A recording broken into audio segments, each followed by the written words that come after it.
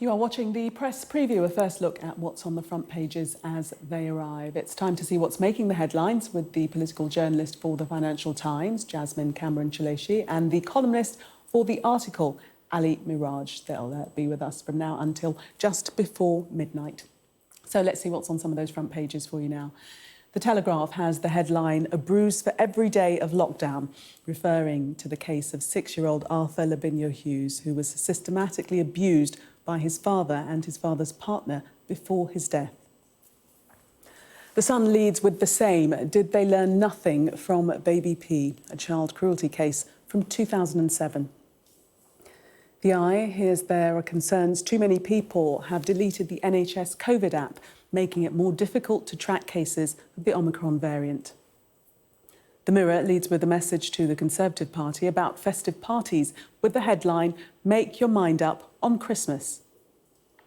The Metro understands 152 people were fined £200 each for not wearing masks on public transport in London on the first day of tightened rules on Tuesday. The Guardian reports Labour's biggest funder and union backer, Unite, will cut its political donations to the party. And according to the Financial Times, the US government has managed to convince its Saudi counterparts to keep increasing monthly crude oil production. Joining me tonight, Jasmine Cameron-Chileshe and Ali Miraj, though they both are. Good evening to you both. Let's start with the Metro and that story of people being obliged to wear masks on the underground or on transport, that being brought into force. Ali? Well, I think this is a serious move to enforce the rules. The government announced earlier this week from a vote in Parliament that they were actually going to introduce or reintroduce the wearing of face masks on public transport and in retail settings, which I think is actually a very sensible and measured thing to do. And if the government's learned one thing over the since last March, when we first encountered this vile disease, we basically have to take precautions and take them early. So I think it's perfectly sensible. And I have seen people on the tube generally beginning to comply with this, but there are some people who still refuse to. And I think it's right. And I've just come back from Zurich at the weekend and Berlin a couple of weeks before that. And I can tell you that in Europe, in these cities in Europe, they are much more draconian than we are in enforcing these things, particularly COVID vaccination passports as well. In every single restaurant or bar you go to in both of those cities, you have to prove your vaccination status and also proof of identification as well. So we have been quite relaxed in some cases here. And this measure does not seem draconian to me. I think it's perfectly justified.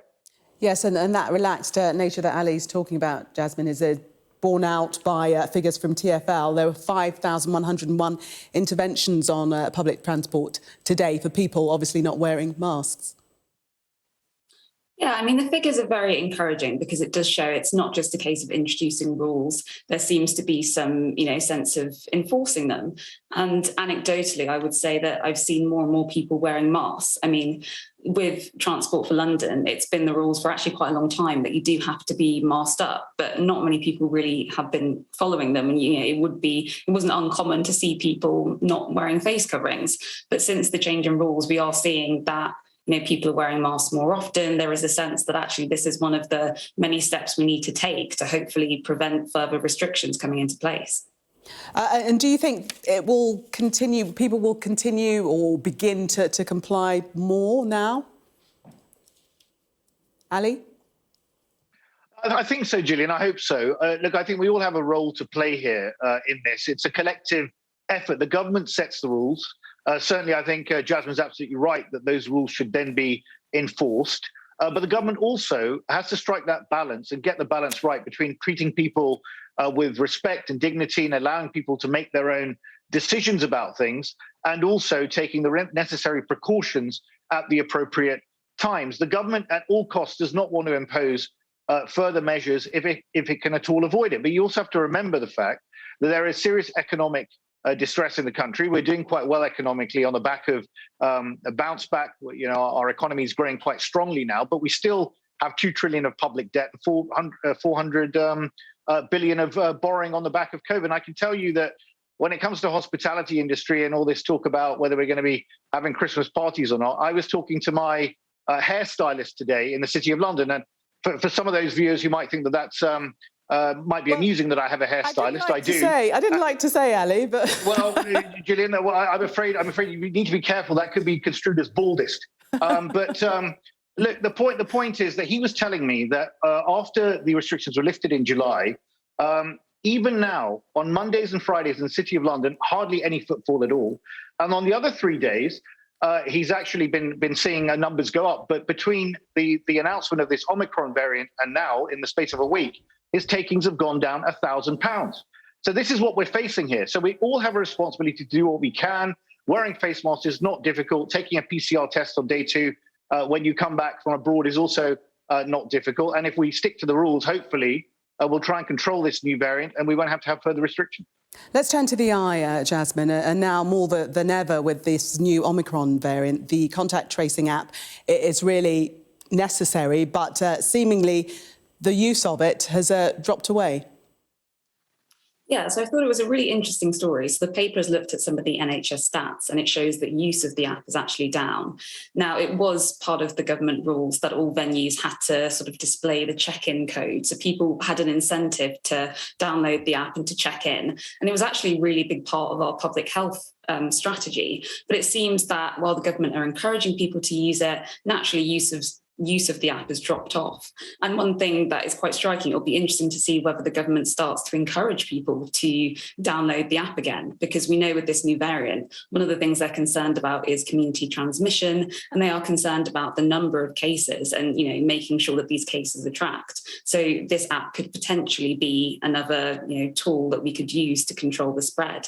But I think at the moment, the government is really trying to take a light touch approach. It's not trying to be too draconian. It's trying to get as many boosters in people as possible and just trying to enforce mask wearing, and is hoping that the data on the new variant shows that the current vaccines we have work and that we won't need to enforce any more restrictions. Ali, do you think that the government might get more heavy-handed on people's use of the tracing app? That might be something that they look to in the future. Well, potentially, Gillian, and I think there have been real problems over the summer in particular before the lockdown was lifted on this, actually after the lockdown was lifted on this pingdemic issue with people getting pinged all the time. And I've been pinged twice in the last couple of weeks, and it is irritating. But the good thing about being pinged in the sense is that if you do sign up for a PCR test, the results do come out quite quickly. So it seems to be fairly easy to go and get a test. At least when I booked one, it wasn't very far from my house. It was quite easy. And then you got the result the next morning, which was good, because the last thing you want to be doing when you're trying to get the economy up and running again and bouncing back is for people to be back at home indefinitely waiting for test results. So it is annoying, but I just think we have to face reality here. None of us like curbs on our freedoms. We're a free society. We're used to moving around at will and doing what we wish. However, we also have to recognize that we're in a collective effort against a virus that mutates, that constantly poses new challenges to us, that continues to surprise us in many ways. Now, we all hope that this Omicron variant is not potent and is not going to mutate and cause all sorts of havoc, but it's too early to tell. So whilst we're in this discovery phase, if you like, we need to be careful. We also know that a lot of the projections from the scientists are often wrong, but it's better to be cautious at this stage than to take liberties that we should be careful of when we then have to impose harder lockdowns potentially later, which no one wants. Yes, a lot still to be discovered about Omicron. To The Guardian then, Jasmine, and good news about the booster jab. Yes, this is actually a really encouraging story. So essentially, The Guardian's reporting that COVID booster shots can dramatically increase the body's immune defences. And it's basically just reinforcing what we already knew, that getting the booster jab is a good idea. And it touches on the fact that, the NHS is preparing to administer booster jabs. And there are still lots of questions about the logistics of that. So we know that the NHS at the moment is trying to get through those waiting lists. They're under huge strains and pressure at the moment. And then at the same time, they're going to have to lead the way to administer these booster jabs. And so Boris Johnson, in his press conference earlier this week, he tried to outline a bit more detail and give the public a bit more reassurances about how this would work. work, but there's still a lot of uncertainties. But the study is encouraging, and it does show that, ultimately getting booster jab is something that is beneficial to all of us. Have a look at the Telegraph and this story over, fears about privacy laws. We'll have people quoted here. John Whittingdale apparently led a chorus of outrage over the Court of Appeal ruling that prevented the Duchess's credibility from being tested at trial. This is about the privacy laws as they are at the moment and being formed. Jasmine. Yeah, so, this is part of the ongoing dispute between Meghan Markle and the Mail on Sunday. So now, while she described the victory as precedent setting, it's important to note that no real laws have actually been changed as a result. And newspapers will still be able to publish private correspondence so long as they can prove that they have a public interest in doing so. But I think it does speak to the shifting power dynamics between public figures and the media. It's no longer the case where public figures sort of feel as though they're not able to challenge or bring up legal action against papers. And there is a sense with social media, especially, that public figures are less reliant on the media and newspapers to sort of position themselves to the public. And so I do think it's an interesting case, and it's one of those where if you were already a fan of Meghan Markle, you think it's an example of how she's been mistreated by the press, and it sort of vindicates her position. If you didn't like Meghan Markle, you're not going to be pleased with the outcome. But I do think the sort of calls surrounding freedom of speech and privacy laws, I do think that's slightly overblown. Ultimately, nothing's essentially changed, but they've just ruled in her favour and said that the letter shouldn't have really been published. And this could go on, Ali. The Mail on Sunday considering going to the Supreme Court. I think that's right. And I think the Mail on Sunday certainly is seeing it as a battle between privacy of the individual on the one hand and freedom of the press on the other. Look, this letter was written by Meghan Markle to her father, Thomas Markle, which was then leaked or provided to the Mail on Sunday. And I think Meghan Markle has also come under some criticism herself for forgetting, supposedly, that one of her former press officers cooperated with a book about her and Prince Harry, which was earlier denied. So I think there are some issues there that people are asking about.